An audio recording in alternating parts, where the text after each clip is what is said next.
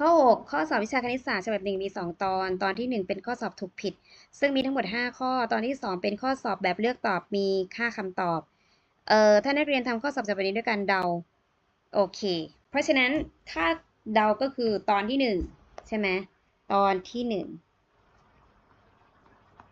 โอเคข้อสอบเนี่ยถูกผิดแปลว่าเลือกได้2วิธีแต่ละข้อเลือกได้2วิธีมีทั้งหมด5ข้อเพราะฉะนั้นข้อที่1ก็เลือกได้2วิธีข้อที่2ก็เลือกได้2วิธีข้อที่3ก็เลือกได้2วิธีเพราะฉะนั้นก็คือ2กำลัง5นะคะพอตอนที่2ข้อสอบแบบ5คำตอบมีทั้งหมด10ข้อแปลว่าข้อแรกก็5คำตอบข้อที่2ก็5คำตอบ